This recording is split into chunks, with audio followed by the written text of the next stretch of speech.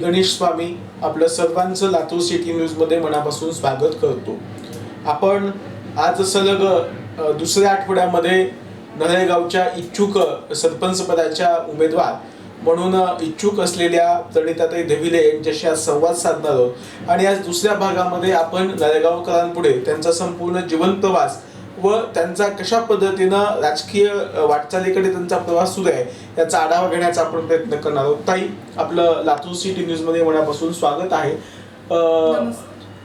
माझा सगळ्यात पहिला प्रश्न असा आहे की आपण नळेगावकरांना आपला अल्प परिचय करून द्यावा। मी आपल्याच गावातील प्रणिता युवराज धविले। माझं प्राथमिक शिक्षण विवेकानंद शाळा या ठिकाणी झालं। कविता दाडगे मॅडम, जगताप मॅडम यांच्या मार्गदर्शनाखाली प्राथमिक शिक्षण झालं। त्यानंतर कन्या शाळेमध्ये प्रमोद हुडगे सर असतील त्यांच्या मार्गदर्शनाखाली 7वी पर्यंतचं शिक्षण झालं आणि नंतर 8वी ते 10वी हे अनंत तुळजाराम नाईक विद्यालयामध्ये झालं। येरोळे सरांचं खूप मोठं मार्गदर्शन मला लाभलं।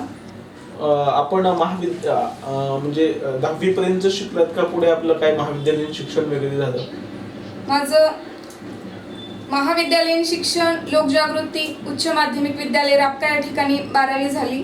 त्यानंतर MA DED पर्यंत माझं शिक्षण झालेलं आहे। ओके ताई, हा सगळा प्रवास तुम्ही सांगितल्यानंतर तुम्हाला अध्यात्माकडे असं का वाटलं? कारण की आपण एक युवा कीर्तनकार म्हणून सर्वीकडे परिचित आहात, त्यामागचा थोडासा आम्हाला इतिहास जाणून घ्यायचा आहे। 10वी झाल्यानंतर मी घरी ग्रंथ वाचायला लागले की उन्हाळ्याच्या सुट्टीमध्ये संतांची चरित्र आणली पंढरपूरला जाऊन आणि सर्व संतांची चरित्र वाचून काढली। त्यानंतर एक इतकी अध्यात्माच्या अंतर्मनातून ओढ लागली आणि त्यानंतरच सद्गुरू शिवानंद महाराज आणि श्री श्री रविशंकर महाराजांच्या कृपेने कीर्तन सेवा सुरू झाली।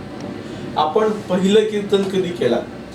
माझं पहिलं कीर्तन 2018 मध्ये नळेगाव मध्येच आई जगदंबेच्या मंदिरामध्ये नवरात्रामध्ये झालं। ओके ताई, आपण म्हणजे आता सगळ्यात महत्त्वाचा विषय की कीर्तनकार आपण सगळीकडे जाणता की कीर्तनकारांना कसं बोललं जातं की म्हणजे वर्षभर कीर्तन करणे, त्याच्यातून आर्थिक मानधन घेणे आणि आपला प्रपंच चालवणे, म्हणजे ह्या सगळ्या गोष्टी असताना म्हणजे हे सगळं आपल्या हातात असताना आपण राजकारणाकडे येण्यामागचं कारण काय? कारण की राजकारणामध्ये वेळ, पैसा ह्या सगळ्या गोष्टी वेळेत होणार आहेत, तरी आपल्याला राजकारणाकडे काय यावं असं वाटतं?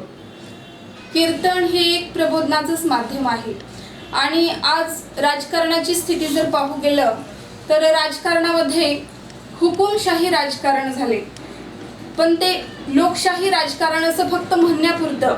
राज्यकर्ते निवडणुकीच्या अगोदर म्हणतात की आम्ही गावचा असा विकास करू, तसा विकास करू। विकास ते करतात असं नाही, बिलकुल करतात, पण विकासाची व्याख्याच त्यांची वेगळी आहे। विकास करणे म्हणजे स्वतःचा बंगला बांधणे, आपल्या बंगल्यासमोर गाड्या उभा असणे, तसेच येणाऱ्या पिढीसाठी प्रॉपर्टी जमवून ठेवणे, हा राज्यकर्त्यांचा विकास झालाय। ही विकासाची व्याख्या बदलून विकास काय असतो हे सर्व नळेगावकरांना दाखवण्यासाठी, हे प्रबोधन घडवण्यासाठीच मला राजकारणात उतरायची इच्छा आहे आणि हुकुमशाही आणि घराणेशाही राजकारण बंद करून नळेगावमध्ये एक लोकशाही राजकारण नावारूपाला यावं, हे प्रबोधन घडवण्यासाठी मला राजकारणामध्ये उतरू इच्छिते। ताई, राजकारणामध्ये येत असताना सगळ्यात महत्त्वाचा प्रश्न असा आहे की आपण कुठले मुद्दे घेऊन आता लोकांसमोर जाणार आहात की आपण हे मुद्दे मी येणाऱ्या काळात जर सरपंच झाले तर पूर्ण करणार, असे कोणते मुद्दे आपल्याकडे आहेत गावाच्या विकासासंदर्भात? नळेगावमध्ये कचरा विल्हेवाट करण्याची सोय नाही, म्हणजे डम्पिंग ग्राउंड नाही। ते डम्पिंग ग्राउंड मी निवडून आल्यानंतर प्रथम डम्पिंग ग्राउंड बांधून नळेगावच्या कचऱ्याची विल्हेवाट लावण्याचा प्रयत्न करेन आणि नळेगावमध्ये क्रीडांगण नाही, तरुणांना खेळण्यासाठी एक मोकळी जागा नाही, ते क्रीडांगण मला उभा करायचं आहे आणि तसेच तरुणांसाठी ओपन जिम उभा करायची आहे, जेणेकरून तरुणावरच देशाचा विकास अवलंबून असतो।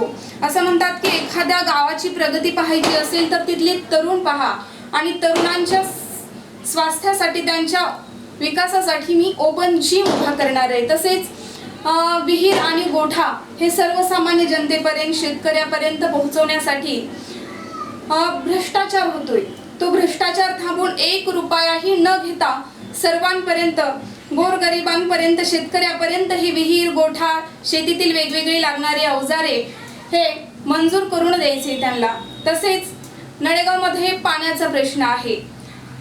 ही स्वतंत्र पाणी पुरवठ्याची योजना मला निवडून आल्यानंतर अंमलात आणायची आहे आणि नळाला दररोज पाणी सोडण्यात येईल. ताई, दुसरा एक माझा प्रश्न आहे की नळेगावमध्ये आपण निवडणूक लढवत आहे, पण आपल्याला कुठला तरी राजकीय वारसा आपल्याला असणं गरजेचं आहे किंवा राजकारणाचे कुठले तरी धडे आपण घेणं गरजेचं आहे. आपण हे कोणाच्या माध्यमातून हे सगळे धडे गिरवत आहे सध्या आणि राजकारणात येऊ इच्छित आहे? राजकारणामध्ये